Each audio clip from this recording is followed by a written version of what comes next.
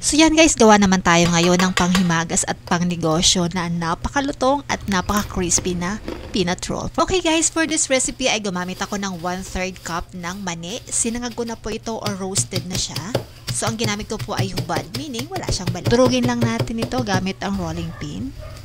So ayan, nadurog na nga po natin. Wag namang masyadong pinong-pino. Tapos lalagyan ko po ito ng 1/2 cup or 100 grams ng brown sugar. So, haluin lang natin ito.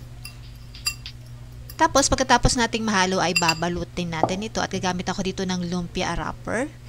So, hatiin ko lang po ito para ma-maximize natin yung paggamit nito. Depende lang po kung gaano kahaba or kaliit or kalaki ang gagawin yung peanut roll. And then, gagamit ako dito ng tubig. Pandikit natin sa ating lumpia wrapper.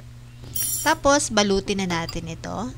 So, ang pagbabalot po ay depende kung gaano nyo gusto kalaki or kahaba ang inyong peanut roll. So, balutin natin siya ng ganito. Tapos, didikitan natin para hindi na talaga sila maghiwalay.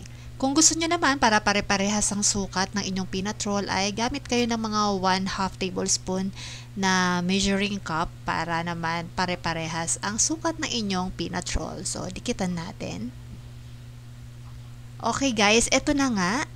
At nabalot na natin lahat ng ating peanut roll. Okay, so ngayon naman ay ipiprito na natin ito. Magpainit lang tayo ng mantika. And then kapag mainit na ay ipiprito na natin itong ating mga peanut roll. So, isasalang na natin ito lahat.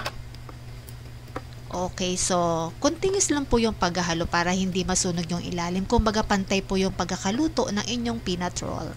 Lalagyan natin ito ng sugar para pang coating, mga 1 tablespoon. Pwede kayong magdagdag kung gusto niyo na medyo makapal ang coating or arnibal ng inyong peanut roll. Continuous lang po sa paghahalo para pantay ang luto. Kung gusto niyo na talagang crispy na crispy ay medyo papulahin pa natin ito.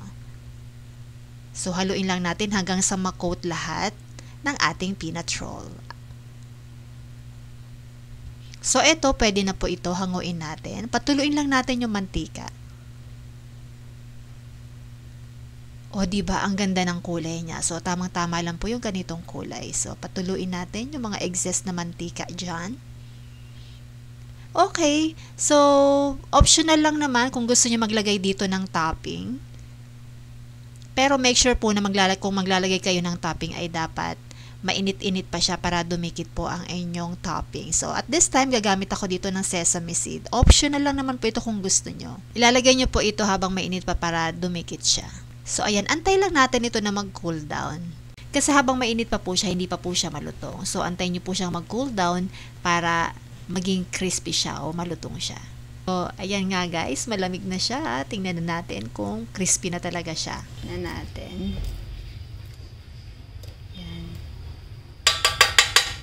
Oh. Gas na siya.